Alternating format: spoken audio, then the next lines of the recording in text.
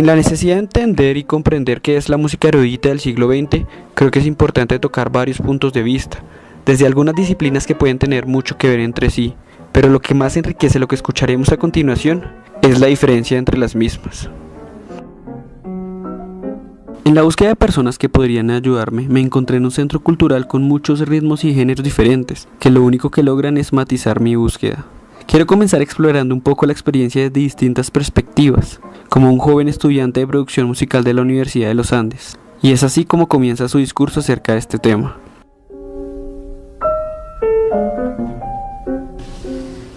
Bueno, pues respecto a la música del siglo XX, yo creo que es importante hablar como tal primero del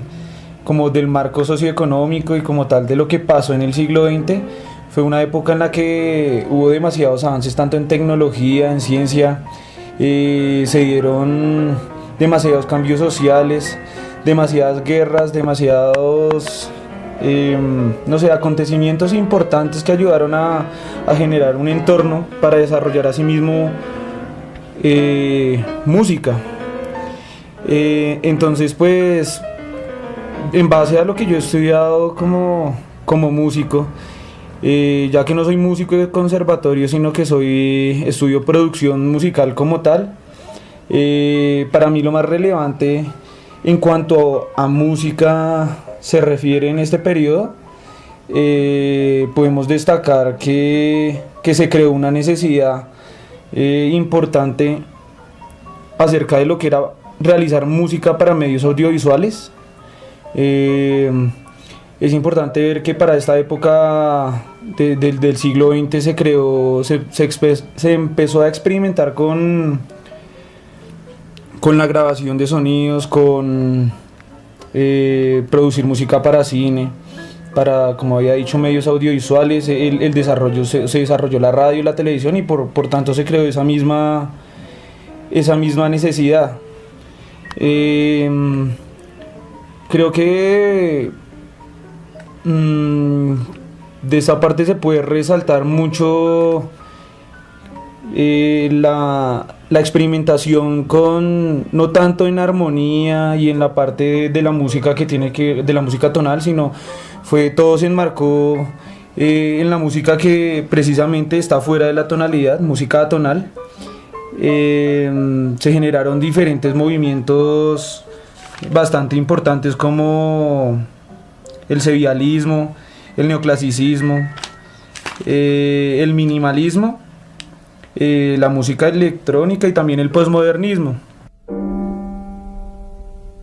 Aunque la contextualización hace parte importante de la experiencia y llega a indicar una claridad acerca del tema, Andrés Felipe Romero, con quien estamos hablando, también nos expone acerca de sus gustos frente a este estilo musical.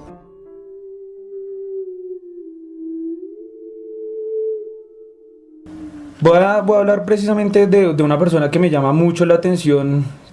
que se desarrolló durante este siglo y que brindó como unas bases importantes para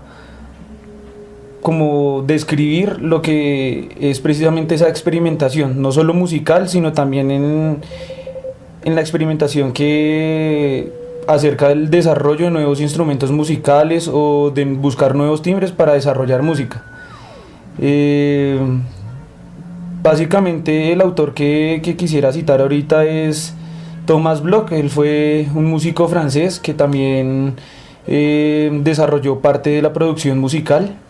Él se caracterizó bastante porque ha desarrollado a lo largo de su trayectoria musical diferentes instrumentos que han sido vitales para el desarrollo como tal de la música, de tal manera que inclusive los instrumentos que él creó, o el más importante, el ondas martenot, inclusive ya es un instrumento como tal de conservatorio, o no sé si decir de conservatorio, pero ya es un instrumento que se puede estudiar como tal. Es un instrumento que,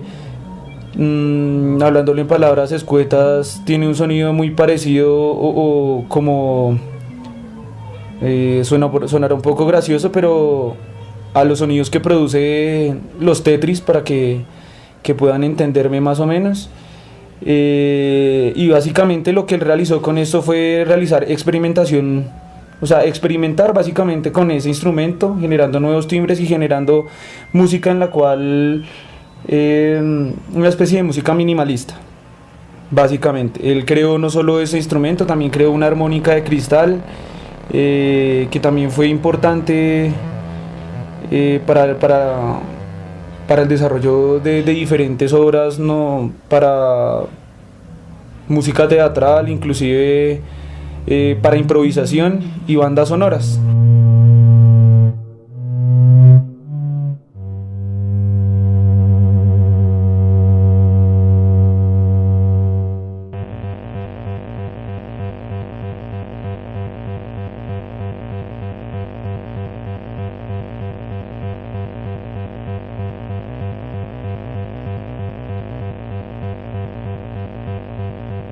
Después de presentar a un artista como Blood, Andrés Felipe comienza una charla acerca de John Cage, un norteamericano que influyó radicalmente en la música contemporánea, con una obra tan importante como 433. Pero, ¿qué tenía diferente esta obra con respecto a las demás?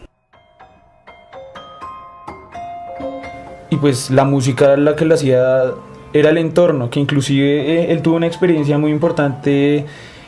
cuando él ingresó a la cámara anecoica de la Universidad de Harvard, y él se dio cuenta que inclusive, bueno, primero que todo, una cámara anecoica es un lugar donde se supone que hay es un cuarto donde no sé si se puede decir aislación, ¿cómo se llama eso? Como lo principal es aislar el ruido, ¿sí? Como lo dice, está compuesta por conos en sus paredes y en el techo y en todos lados, y la idea es que las ondas que produce el sonido no reboten ni nada, y que se pueda conseguir como esa máxima capacidad, como por decirlo así, de silencio. Y sin embargo, él decía que dentro de ese silencio él todavía escuchaba cosas. Entonces, de ahí fue más o menos que nació la idea de esa obra, de que dentro de ese silencio inclusive no había ningún silencio, siempre había sonando algo, por pasito, por bajito, por alto, por lo que sea, siempre va a haber algo que está sonando, y ese algo en este caso de 433 era el público. Y básicamente eso es como lo importante de este autor. No estoy muy seguro si él compuso obras como tal para medios audiovisuales, pero sí se puede resaltar definitivamente la importancia de este autor en el siglo XX, y yo creo que para muchos, así como Dalí en la pintura, es fuente de inspiración para realizar sus diferentes obras musicales y seguir desarrollando más música y más trabajos musicales. Y precisamente eso es lo que una de las, no puedo decir fuentes de inspiración para mí para realizar música, pero yo creo que eso es lo que permite que la música siga viva y que cada día salgan nuevos ritmos y nuevas experiencias musicales, independientemente de los gustos que las personas tengan. Puede que a muchas personas les encante el Ondas Martenot, pero para algunas personas de verdad les suene como música para Tetris y sea lo más tedioso, pero para otras personas puede ser lo que realmente estaban buscando como música y lo que en otro contexto no habían encontrado. Y ya, muchas gracias. Pero si se habla de esta obra, es importante escucharla. Por ello aquí está un corto fragmento de una de las obras más importantes del último siglo.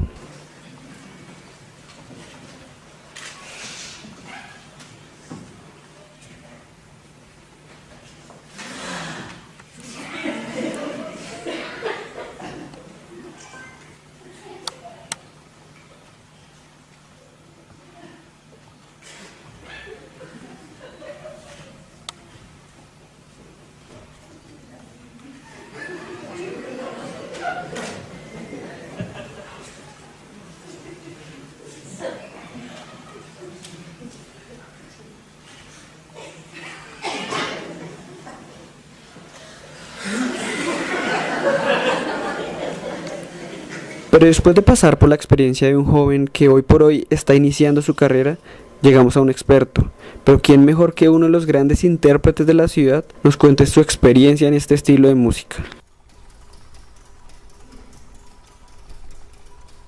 Bueno, yo soy Javier Illich, soy cantante egresado de la Universidad Nacional. Estuve estudiando canto en el conservatorio durante 10 años Y ahí empecé a tener ya parte de la experiencia que he tenido en música del siglo XX, porque con el coro del conservatorio, cuando estaba como estudiante, participamos en uno de los festivales de música contemporánea que se organizaban, o bueno, no sé con qué tanta regularidad, aquí en Bogotá. Entonces de esa época me queda la experiencia de haber participado en una obra que se llama Sueños, de un compositor polaco, Piotr Moss, y para nosotros era una experiencia nueva y pues como rara pero interesante al mismo tiempo, porque nos pedían que hicieran cosas que uno no estaba habituado a hacer, porque siempre nos ponían obras, digamos, como del Renacimiento o el clasicismo, como mucho siglo XIX y algo de música colombiana y ya. Pero eso era, digamos, como con unas indicaciones distintas por parte del director y con unas cosas que hacíamos que no eran, digamos, tan ensayadas o ensayadas a la manera que se hacía normalmente en un montaje musical, porque a pesar de que teníamos ensayos, sabíamos que debían pues, pasar cosas que solamente iban a pasar en ese momento, y que es la gracia de la música aleatoria, que nunca dos interpretaciones sean iguales, así sean los mismos intérpretes. Y pues fue una experiencia rara. Yo me sentía un poco extraño porque no sabía si estábamos haciendo o no la música con el rigor que se tenía que hacer, y era pues por no estar como familiarizado con el lenguaje de la música aleatoria, era como meterse en un mundo distinto, y más cuando tú no has estudiado todavía suficiente historia como para saber qué es eso y cómo funciona y por qué, cuáles son las lógicas, y cuando te explican hasta cierto punto, pero no, digamos, como con toda la profundidad que uno quizás requeriría, pues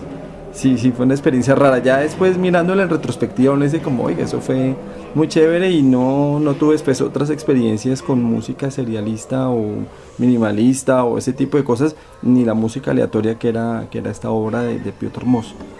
Pero sí hubo después, ya con el paso de los años, ya graduado, yo me dedico también a cantar en el coro de la ópera hoy en día y a la docencia en la Universidad Pedagógica Nacional, enseñando historia además, que es una cosa que me parece muy interesante, muy chévere. Con el coro de la ópera hemos hecho ya otros montajes de obras que son de los compositores neoclásicos. También estuve en otro tiempo cantando en el coro Santa Fe. Eso fue un coro que tenía la ciudad, que era directamente dependiendo del Instituto Distrital de Cultura y Turismo, que dependía de la Alcaldía Mayor. Pero como todas esas iniciativas culturales acá nacen, duran un tiempo y vuelven otra vez y les quitan el presupuesto y las terminan. Ese coro se terminó, pero con ese coro, en la época en que estaba por acá Dmitri Manolov, que fue director de la Filarmónica durante varios años y todo, tuvimos experiencias interesantes gracias a la iniciativa de renovar un poco el repertorio de lo que se presentaba aquí en Bogotá, para que no fueran siempre las mismas obras. Entonces recuerdo que hicimos, por ejemplo, Iván el Terrible, que no es, digamos, como tan metido en el campo de lo que es neoclasicismo, pero está muy emparentado. O por ejemplo Juana de Arco de Honegger, y era interesante tener cantantes solistas que no necesitaban estar necesariamente parados allá frente al público, sino que podrían estar en la parte posterior del escenario, y una puesta así como medio de concierto, medio escénica al mismo tiempo.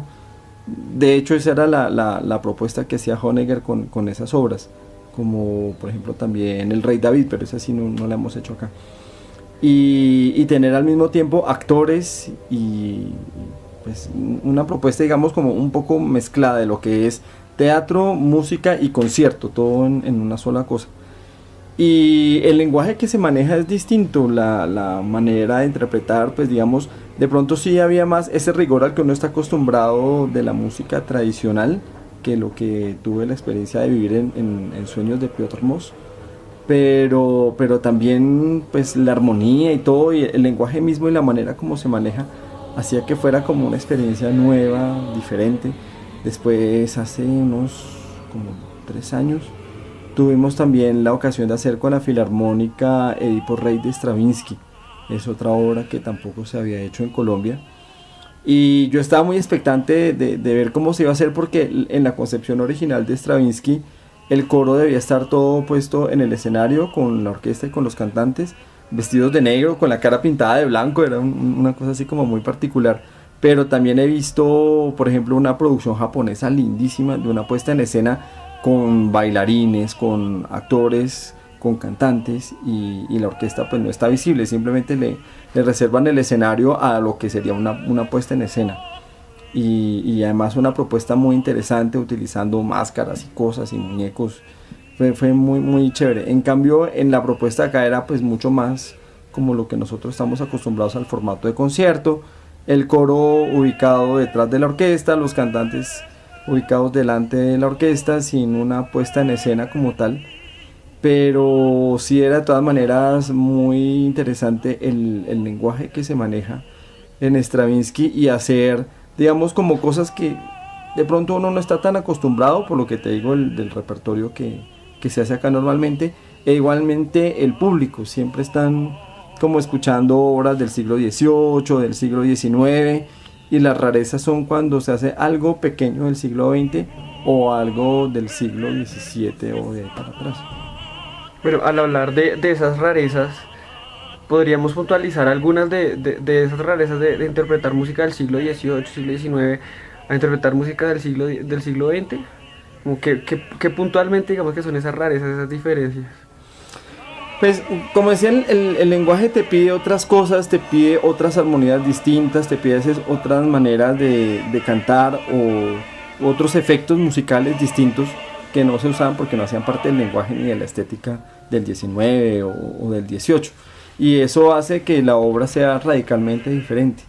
y por lo mismo muy interesante, a menos de que sea una persona, digamos, como tan conservadora en su gusto, que oiga esas cosas y diga, no, eso a mí me suena raro, me suena feo, no, como que no es la música, lo que yo espero de la música. Pero exceptuando ese público así como tan conservador, el otro público se ve, digamos, como muy, ¿cómo se llama? Como cautivado, porque es una música con unas propuestas estéticas diferentes. De alguna manera lo que pasa, por ejemplo, también con el Carmina Burana de Orff, que gusta tanto y siempre que se presenta eso se llena de gente, y nosotros hemos hecho 80.000 versiones de Carmina Burana, con actores, sin actores, en espacio abierto, en espacio cerrado, con, digamos, como medio puesta en escena, sin puesta en escena, con bailarines, sin bailarines, de todo. Y sin embargo es una obra que ya es como tan famosa y que gusta tanto, que siempre se llena y siempre es un éxito. Y los que, digamos, como que analizan un poco la vida musical bogotana o del país, dicen, pero siempre Carmina Burana. Entonces es rico cuando aparece algo que no sea Carmina Burana, como por ejemplo Edipo Rey. Lastimosamente se hizo esa vez, que fue hace como unos 2 o 3 años, y no se ha vuelto a hacer. Es una música que hace falta también como meterla un poco como en el imaginario y en el gusto del público, porque cuando no hay como elementos nuevos o cosas nuevas que aparecen en la programación de los conciertos de las orquestas y todo, como que se vuelve entonces ese estar siempre girando en torno a lo mismo, ¿no? Y pues digamos como que se empobrece un poco, por decirlo, el panorama musical, tanto en el quehacer musical como también en el imaginario y en los referentes del público que asiste a conciertos.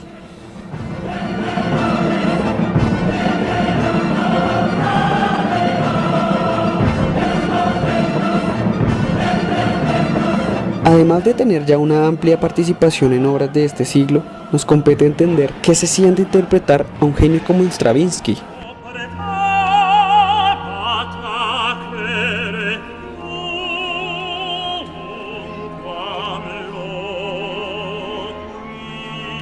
Participando en Edipo Rey fue bien particular. Al principio, cuando el director del coro de la ópera nos convocó para hacer el montaje y todo,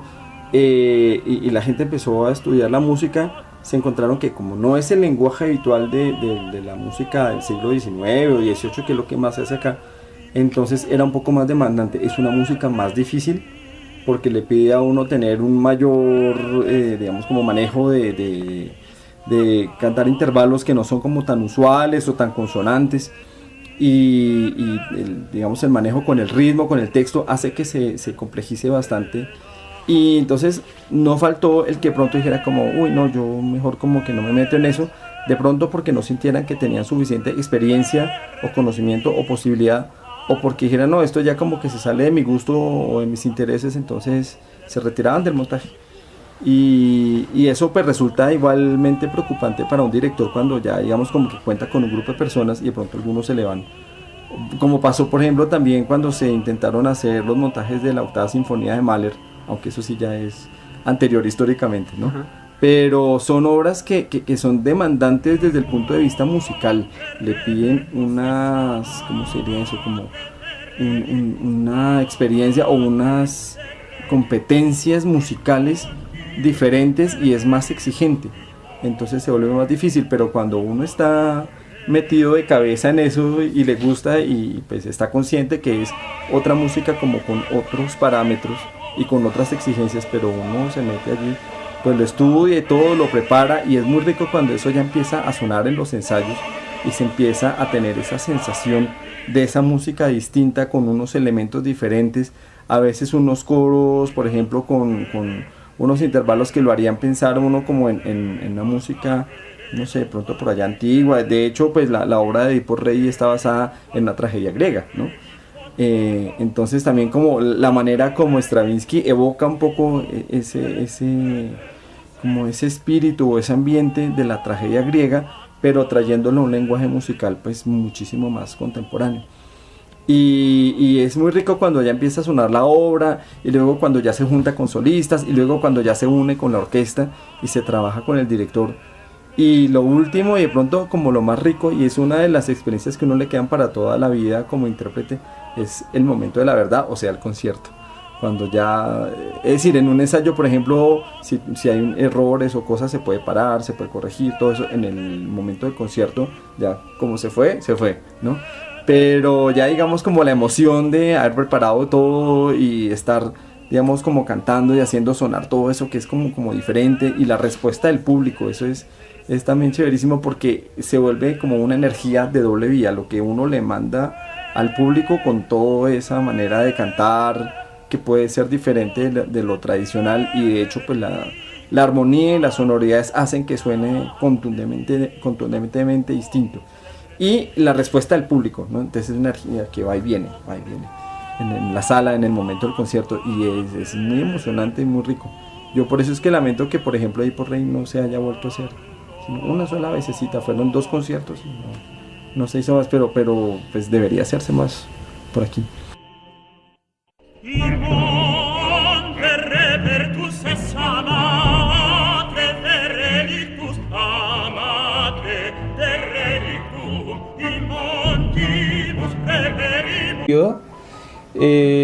Podemos destacar que se creó una necesidad importante acerca de lo que era realizar música para medios audiovisuales. Es importante ver que para esta época del siglo XX se creó, se empezó a experimentar con la grabación de sonidos, con producir música para cine, para, como había dicho, medios audiovisuales. El desarrollo se desarrolló la radio y la televisión, y por tanto se creó esa misma necesidad. Creo que de esa parte se puede resaltar mucho. En la necesidad de entender y comprender qué es la música erudita del siglo XX, creo que es importante tocar varios puntos de vista, desde algunas disciplinas que pueden tener mucho que ver entre sí, pero lo que más enriquece lo que escucharemos a continuación es la diferencia entre las mismas. En la búsqueda de personas que podrían ayudarme, me encontré en un centro cultural con muchos ritmos y géneros diferentes, que lo único que logran es matizar mi búsqueda. Quiero comenzar explorando un poco la experiencia desde distintas perspectivas, como un joven estudiante de producción musical de la Universidad de los Andes, y es así como comienza su discurso acerca de este tema.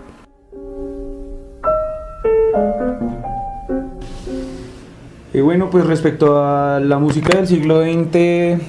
yo creo que es importante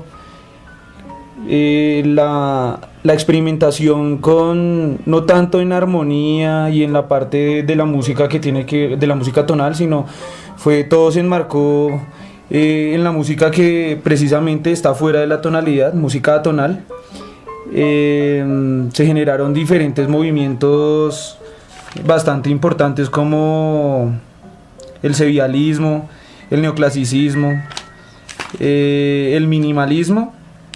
la música electrónica y también el posmodernismo.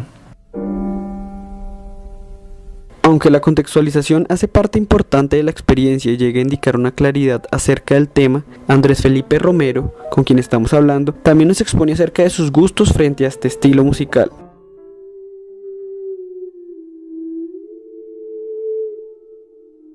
Voy a hablar precisamente de una persona que me llama mucho la atención,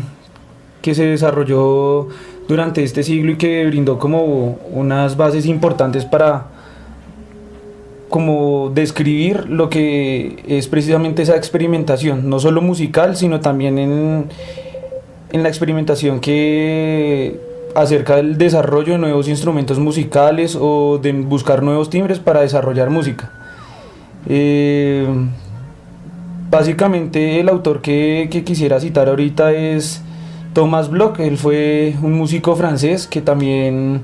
desarrolló parte de la producción musical. Es importante hablar como tal primero del marco socioeconómico y como tal de lo que pasó en el siglo XX. Fue una época en la que hubo demasiados avances tanto en tecnología, en ciencia, se dieron demasiados cambios sociales, demasiadas guerras, demasiados acontecimientos importantes que ayudaron a generar un entorno para desarrollar a sí mismo música. Entonces pues en base a lo que yo he estudiado como músico, ya que no soy músico de conservatorio sino que estudio producción musical como tal, para mí lo más relevante en cuanto a música se refiere en este periodo